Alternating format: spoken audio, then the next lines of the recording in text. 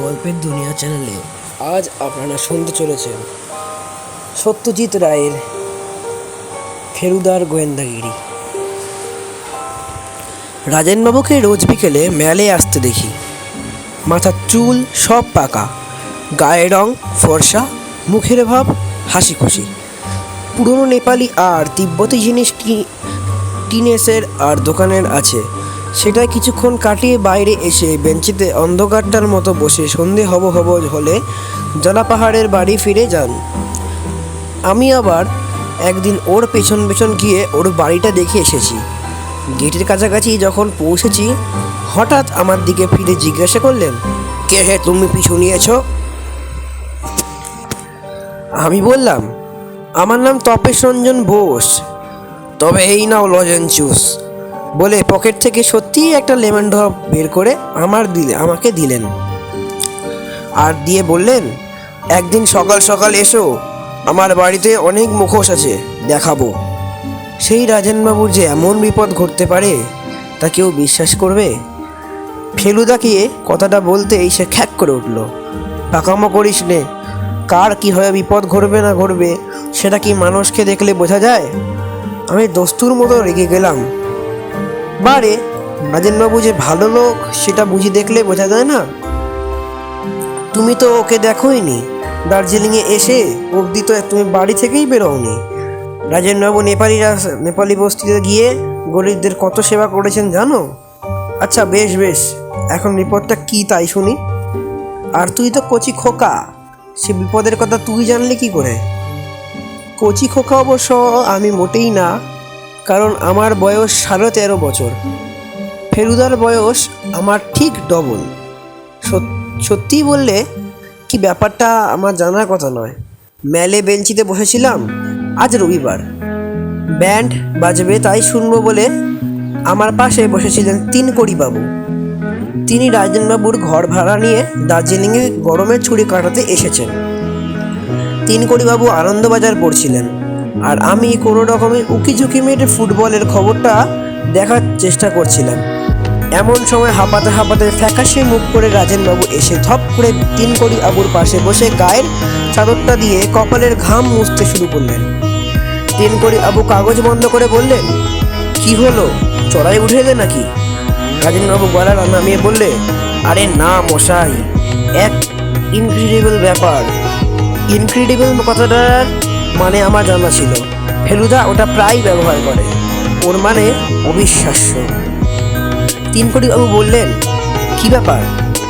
এই দেখুন না। রাজেনবাবু পকেট থেকে একটা ভাঁজ করা নীল কাগজ বের করে তিনকড়িবাবুর হাতে দিলেন। বুঝতে পারলাম সেটা একটা চিঠি। আমি অবশ্যই চিঠিটা পড়িনি বা পড়ার চেষ্টা করিনি, বরঞ্চ আমি উল্টে দিকে মুখ ঘুরিয়ে গুনগুন করে গান গেয়ে এমন ভাব দেখছিলাম যেন বুড়োদের ব্যাপারে আমার কোনো ইন্টারেস্টই নেই। কিন্তু চিঠিটা না পড়লেও তিনকড়িবাবুর কথা আমি শুনতে পেয়েছিলাম। সত্যি ইনক্রেডিবল। আপনার ওপর কার এমন আক্রোশ থাকতে পারে যে আপনাকে এইভাবে শাসিয়ে চিঠি লিখবে? রাজেনবাবু বললেন, তাই তো ভাবছি। সত্যি বলতে কি, কোনোদিনও তো কারো অনিষ্ট করেছি বলে মনে পড়ে না। তিনকড়িবাবু এবার রাজেনবাবুর দিকে ঝুঁকে ফিস করে বললেন, হাটের মাঝখানে এসব ডিসকাস করা নাই ভালো, বাড়ি চলুন। দুই বড় উঠে পড়লেন। ফেলুদা ঘন্টাটা শুনে কিছুক্ষণ ভুরু কুচকে গুম করে বসে রইল। তারপর বলল, তুই তাহলে বলছিস যে একবার তলিয়ে দেখা যেতে পারে? বারে, তুমি তো রহস্যজনক ঘটনা খুঁজছিলে, বললে অনেক ডিটেকটিভ বই পড়ে তোমার ডিটেকটিভ বুদ্ধিটা খুব ধারালো হয়ে উঠেছে। তা তো বটেই। এই ধর, আমি তো আজ মেল যাইনি, তবু বলে দিতে পারি যে কোন দিকের বেঞ্চে বসেছিলিস। কোন দিক? রাধা রেস্টুরেন্টের ডান পাশের বেঞ্চগুলোতে একটাতে। আরে বাস, কি করে বুঝলে? আজ বিকেলে রোদ ছিল, তোর গালটা রোদে ঝলসেছে, ডান ধারেটা ঝলসায়নি। একমাত্র ওই বেঞ্চিগুলোতেই একটাতেই বসলে পশ্চিম দিকের রোদটা গালে পড়ে। ইনক্রেডিবল। যাক গে। এখন কথা হচ্ছে রাজেন মজুমদারের বাড়ি একবার যাওয়া দরকার। তার 77 পা। আর যদি না হয়? হবেই ফেলুদা, আমি সেবার গুনেছিলাম। না হলে গাঁটটা তো। হ্যাঁ, কিন্তু বেশি জোরে না, জোরে মারলে মাথার ঘিলু এদিক ওদিক হয়ে যায়। কি আশ্চর্য, 77 রাজেনবাবুর বাড়ি পৌঁছালো না। আরও 30 পা গিয়ে তবে ওর বাড়ি গেটের সামনে পড়লাম। ফেলুদা ছোট্ট করে একটা গাঁটটা মেরে বলল, আগের বার ফেরার সময় গুনেছিলি না আসার সময়? ফেরার সময়। ইডিয়েট, ফেরার সময় তো ঢালে নামতে হয়, তুই নিশ্চয়ই ধাই ধাই করে বড় বড় স্টেপস ফেলেছিলিস। তা হবে, নিশ্চয়ই তাই। আর তাই স্টেপস সেবার কম হয়েছিল, এবার বেশি হয়েছে। জোয়ান বয়সে ঢালে নামতে মানুষ বড় বড় পা ফেলে, দৌড়ানোর মতো। আর বুড়ো হলে ঢালুর বেলা ব্রেক কষে কষে ছোট ছোট পা ফেলতে হয়, তা না হলে মুখ থুবড়ে পড়ে। কাছাকাছি কোনো বাড়ি থেকে রেডিও শোনা যাচ্ছিল। ফেলুদা এগিয়ে কলিং বেল টিপল। কি বলবে সেটা ঠিক করেছো ফেলুদা? যা খুশি তাই বলবো, তুই কিন্তু স্পিকটি নট। যতক্ষণ থাকবি এ বাড়িতে একটা কথা বলবি না, কিছু জিজ্ঞেস করলেও না। Shut up. একটা নেপালি চাকর এসে দরজা খুলে দিল। আন্দার আইয়ে। বৈঠকখানা ঢুকলাম। বেশ সুন্দর পুরনো প্যালটেন কার্টের বাড়ি। শুনেছি রাজেনবাবু 10 বছর হলো রিটায়ার করে দার্জিলিংয়ে আছেন। কলকাতায় বেশ নাম করা উকিল ছিলেন। চেয়ার টেবিল যা আছে ঘরে সব বেতের। যেটা সবচেয়ে বেশি চোখে পড়ে সেটা হচ্ছে চারদিকে দেয়ালের টাঙানো সব অদ্ভুত দাঁত খিচানো চোখ রাঙানো মুখোশের শাড়ি। আর আছে পুরনো ঢাল, তলোয়ার, ভোজালি, থালা, ফুলদানি, এইসব। কাপড়ের ওপর রং করা বুদ্ধের ছবিও আছে। কত পুরনো কে জানে, কিন্তু তাতে যে সোনালি রংটা আছে সেটা এখনো ঝলমল করছে। আমরা দুজনে দুটো বেতের চেয়ারে বসলাম। ফেলুদা দেওয়ালের এদিক ওদিকে দেখে বলল, পেরেকগুলো সব নতুন মরচে ধরেনি। ভদ্রলোক প্রাচীন জিনিসের বোধহয় বেশি প্রাচীন নয়। রাজেনবাবু ঘরে ঢুকলেন। আমি অবাক হয়ে দেখলাম ফেলুদা উঠে গিয়ে ঢিপ করে একটা পেন নাম ঠকে বলল, চিনতে পারছেন? আমি জয়কৃষ্ণ মিত্তিরের ছেলে, ফেলু। রাজেনবাবু প্রথমে চোখ কপালে তুললেন, তারপর চোখের দুপাশে কুঁচকিয়ে একগাল হেসে বললেন, বাবা কত বড় হয়েছ তুমি। কবে এলে এখানে? বাড়ি সব ভালো? বাবা এসেছেন? ফেলুদা জবাব দিচ্ছে আর আমি মনে মনে বলছি, কি অন্যায়, এত কথা হলো আর ফেলুদা একবারও বললো না যে রাজেনবাবুকে চেনে। এবার ফেলুদা আমায় পরিচয়টা দিয়ে দিল। রাজেনবাবুর মুখ দেখে মনেই হলো না যে এই 7 দিন আগে আমাকে লজেন জুস দেওয়ার কথাটা ওর মনে আছে। ফেলুদা একবার বলল, আপনার খুব প্রাচীন জিনিসের শখ দেখছি। রাজেনবাবু বললেন, হ্যাঁ, এখন তো প্রায় নেশাই দাঁড়িয়েছে। কদিনের ব্যাপার, এই তো মাস 6 হবে, কিন্তু এর মধ্যেই অনেক কিছু সংগ্রহ করেছি ফেলেছেন।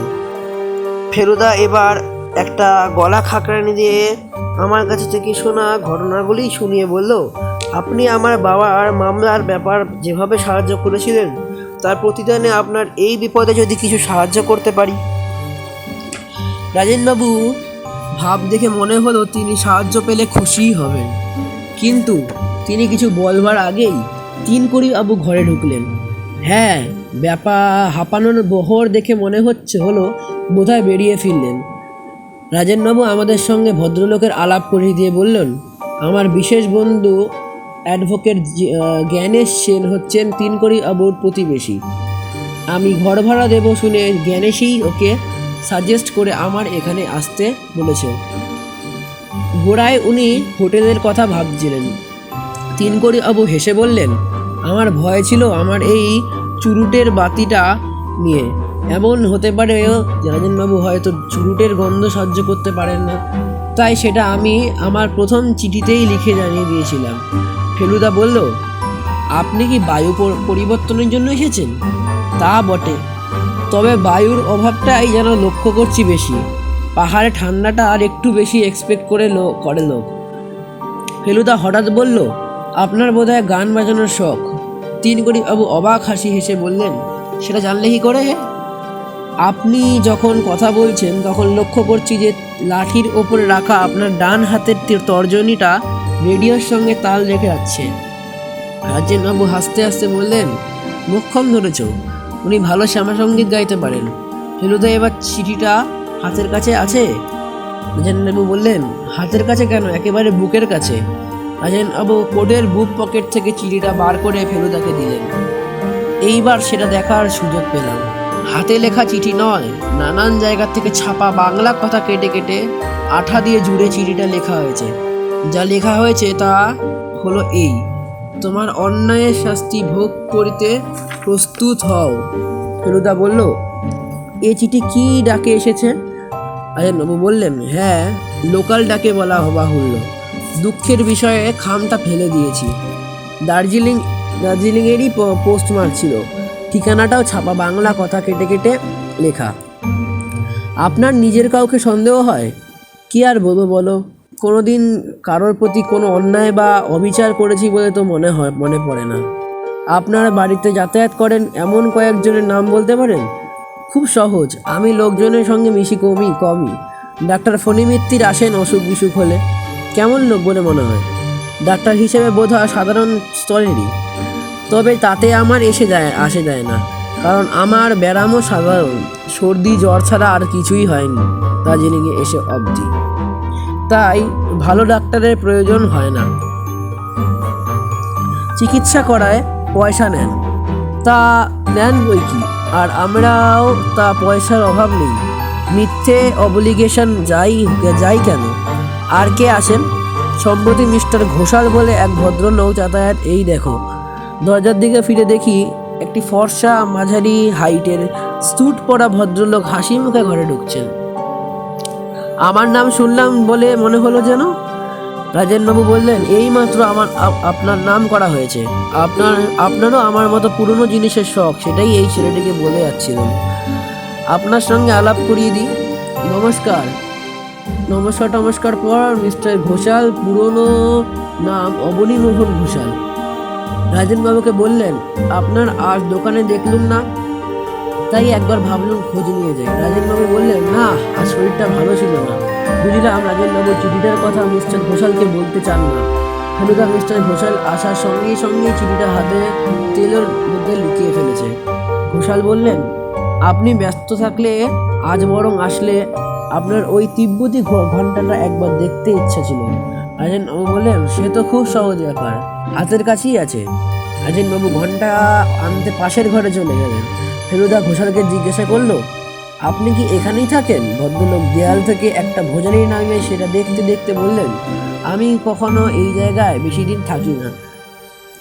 আমার ব্যবসার জন্য প্রচুর ঘুরতে হয়। আমি কিউরিও সংগ্রহ করি। বাড়ি ফেরার পথে ফেলুদাকে জিজ্ঞেস করেছিলাম, জানলাম কিউরিও মানে দুষ্প্রাপ্য প্রাচীন জিনিস। রাজেনবাবু ঘণ্টাটা নিয়ে এলেন।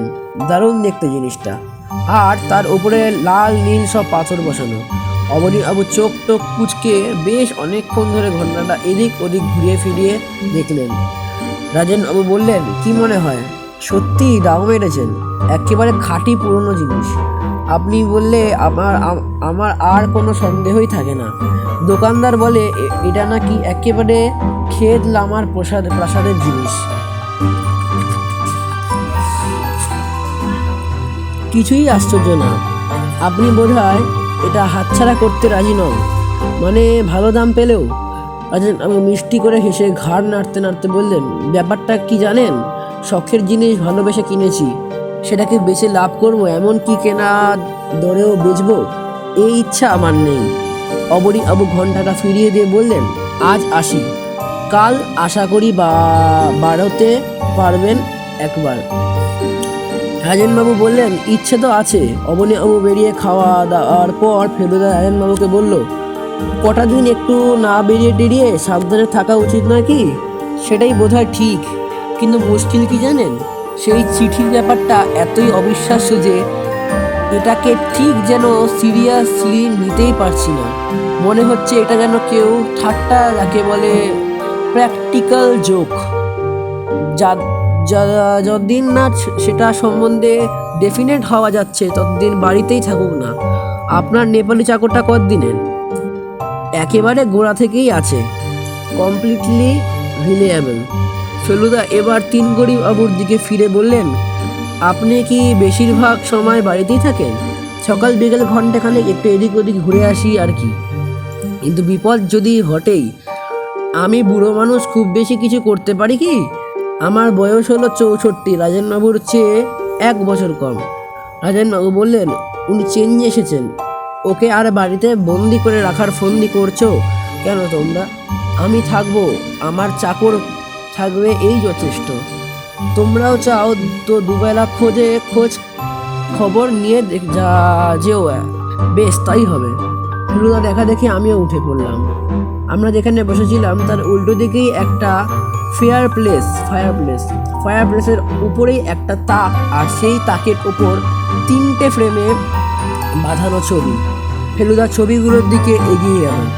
প্রথম ছবিটা দেখে রাজেন বললেন, ইনি আমার স্ত্রী, বিয়ের 4 বছর পরেই মারা গিয়েছিলেন। দ্বিতীয় ছবি, একজন আমার বয়সী ছেলের গায়ে ভেলভেটের কোট। ফেলুদা জিজ্ঞেস করলো, এটিকে? রাজেনবাবু হো হো করে হেসে বললেন, সময়ের প্রভাবে মানুষের চেহারা কি বিচিত্র পরিবর্তন করতে পারে, সেইটে বোঝানোর জন্য এই ছবি। উনি হচ্ছেন আমার বাল্য সংস্করণ। বাঁকুড়া মিশনারি স্কুলে পড়তাম তখন। আমার বাবা ছিলেন বাঁকুড়ার ম্যাজিস্ট্রেট। সত্যি ভারী ফুটফুটে চেহারা ছিল রাজেনবাবুর ছেলে বয়সে, অবিশ্ব। ছবি দেখে দিল না, দুরন্ত বলে ভারী বদনাম ছিল আমার। শুধু যে মাস্টারদেরই দাঁড়িয়েছি তা নয়, ছাত্রদেরও। একবার স্পোর্টসের দিন 100 ইয়ার্স এ আমার বেস্ট রানারকে কাট করে দিয়েছিলাম ল্যাং মেরে। তৃতীয় ছবিটা ফেলুদার বয়সে একজন ছিলেন। রাজেনবাবু বললেন, সেটা কি একমাত্র ছেলের প্রবীরের? উনি এখন কোথায়? রাজেনবাবু গলা খাকড়িয়ে বললেন, জানি না ঠিক, বহুকাল দেশ ছাড়া, প্রায় 16 ইয়ার্স। আপনার সঙ্গে চিঠি লেখালেখি নেই? না। ফেলুদা দরজার দিকে এগোতে এগোতে বললেন, ভেরি ইন্টারেস্টিং কেস। আমি মনে মনে বললাম, ফেলুদা একবার বই এর ডিটেকটিভের মতো কথা বলছে।